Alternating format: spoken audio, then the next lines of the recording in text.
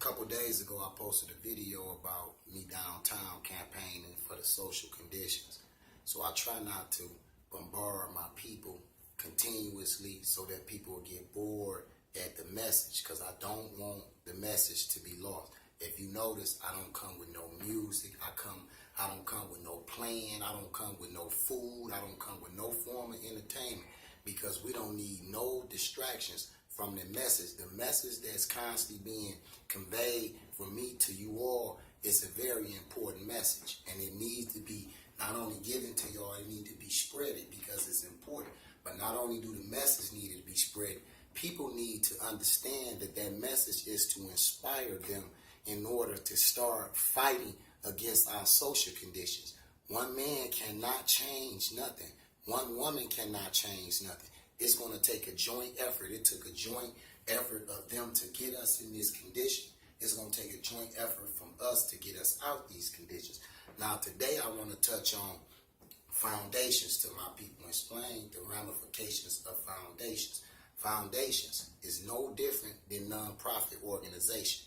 They are all created for people to get tax exemptions.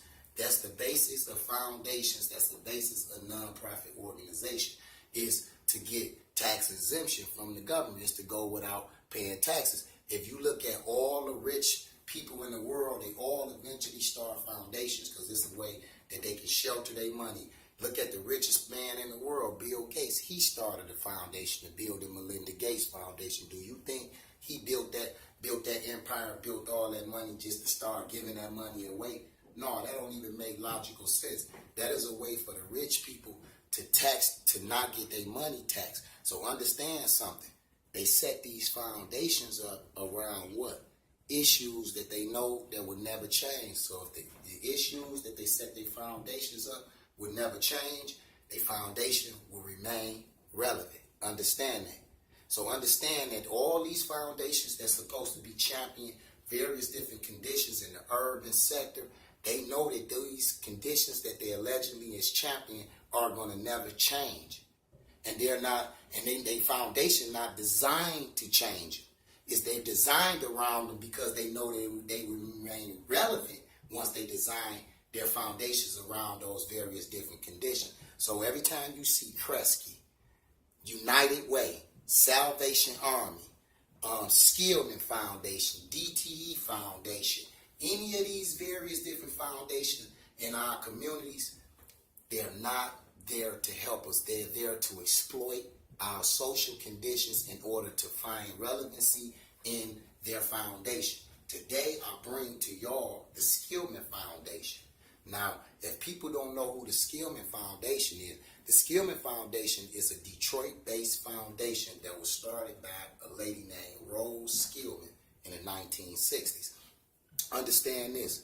Rose Skillman and her husband started off in the mining business in Ohio in the 1800s. So you can imagine what happened during the 1800s on some of their mining plantations to African Americans. You can just about imagine what happened. But however, they moved to Michigan in the early 1900s and bought some farms and bought some land out in Bloomfield Hills. When her husband died, Rose Skillman in the 60s formed the Skillman Foundation, which was supposed to be centered around helping a failing school system, particularly in Detroit.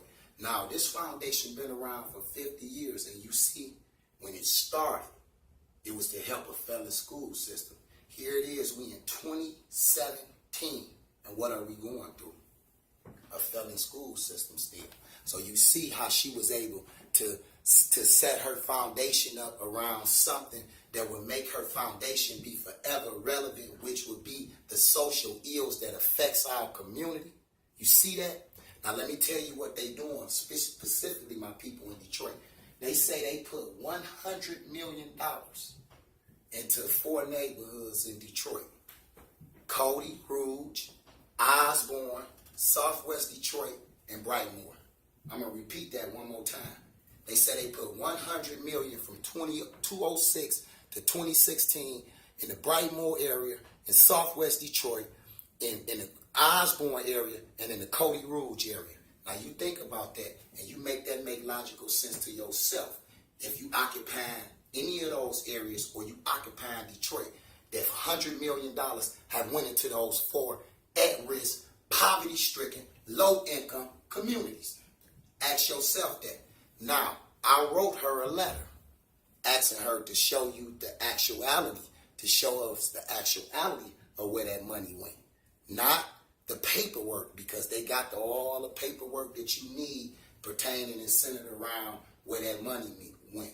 That's how they design and set up their organizations and their foundations. They distributed money allegedly to each other, and this is how they work the taxes.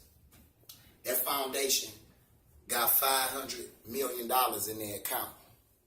You know what they would be paying on taxes on that, for real?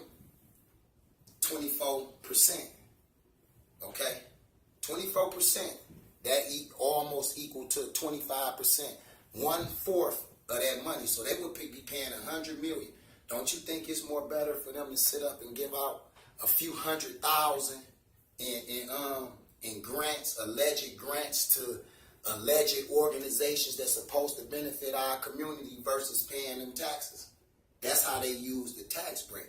Our issue is not whatever they do with their money. Our issue ain't what you do with your money. Our issue is that do not use our social conditions and capitalize off our social condition. That is what they doing. They centering around our alleged needs. You know we need everything. So they center their foundations and their organizations around our alleged needs. Don't do nothing for our needs, but they benefit from allegedly doing something for our needs. We must stop that, brothers and sisters. We must stop that. They saying they put $100 million into these communities, and they getting awards for putting this amount of money into these communities. Do you know what we could have did with a real $100 million that went in them communities? I'm telling you this. We could have at least put 16 businesses in them communities. 4 businesses in each one of those communities that would have provided more jobs, that would have built up the economy in them areas, that would have inspired our youth and everything. So you see, they have no intentions on helping us. But we ain't asking them for it. But you will not capitalize off us being ignorant and use our social conditions to continue to benefit. Look at these people. You see this lady? You will not ever mess with these 2 African American sisters, Carol Goss and Tanya Allen, the current president of the Skillman Foundation, and she's the former black president of the Skillman Foundation. But you see, she got black ladies as her front page persons to appear that this is a black foundation, as if they benefit the community. And they're getting awards for that. Brothers and sisters, they getting awards by our city council for putting $100 million in these 4 neighborhoods. Now, come on, man. My auntie used to say one thing. She used to say, I may be some dumb, but I ain't plumb dumb. They playing us like we plumb dumb. How they gonna tell us that they put some money in there, but we don't see no money, that amount of money? That's like a person telling you they painted your car, they redid your whole car at the shop and painted it, redid your motor, changed your tires on it and everything. You get to the shop, you see your car the same color, your tires the same tires that was on there now, and they like, here go the paperwork, and you like, they redid my car. Now come on now, sisters and brothers and sisters, that don't make no logical sense. Let's come together and start demanding accountability. If you saying you did this and you taking the credit for it, let's hold you accountable. As I told you, brothers and sisters, I wrote this lady right here. I told her name Tanya Allen. I asked her to show me where $100 million went. Don't give me no paperwork. Show me where $100 million went, because you shouldn't be able to hide that. You can't hide that. You can't show me no paperwork. $100 million can't be hidden. It can't be hidden if you work with no $100 million. It cannot be hidden. She did not respond to me. She won't respond to only one voice or only 2 voices, but we can make it where we can compel her to respond. We can get enough voices, and then their whole system will be threatened. So that's why we constantly reaching out to people, reaching out to our brothers and sisters, because we can't do nothing without you all, plain and simple. It's a year for accountability. If they saying they put this in our community, let's compel them to put this in our community. Plain and simple.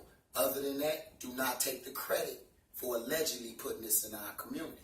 One more thing before I'm off. Let me show you something about this sister. What she got degrees from in college ain't even what she ended up doing. She went straight off and been into philanthropy and got got bachelor's and master's degree in social studies and different forms of a whole different area than what she in. She went straight to philanthropy work. She done worked and bounced around on all these different alleged organizations or foundations that supposed to benefit the urban sector. Plain and simple. She done bounced around. And let me tell you another thing they do. They start other organizations to be recipients of the grants from these foundations. Two of the organizations she started is the recipient of these grants. Detroit Parent Network, some people heard of it, and Excellent School Detroit. They asking for 100 and the recipients of millions upon millions of dollars to allegedly help us. Asking the government for millions of dollars to allegedly help the school system. Hey, this must be stopped. They got everybody capitalizing off our ignorance, from the other type of people to our own people to different type of people to every kind of people. They just like go on down there, capitalize off them. They don't know nothing. Yes, we do. We know something. And that's why I'm teaching it. We know everything that's going on. We ain't blind to nothing. So at the end of the day, brothers, join efforts with me. I'm not on here to talk to you, to give you no type of sessions, to give you no type of, to entertain you. I'm on here to recruit you for your future, to recruit you to fight in a war. Understand that. I'm on here to recruit you to fight in a war against yourself, a war that's been declared against your children, your children's children, your grandparents, your mother. I come to get you to fight in a war that's declared against you, to show you that you are in a war, that you was born into this war, on this war field. With that being said, brothers, tune in. We're going to stay keeping it real, and we're going to stay giving the truth, and we're going to stay being policy, we're going to stay being factual in everything we do. I'm out.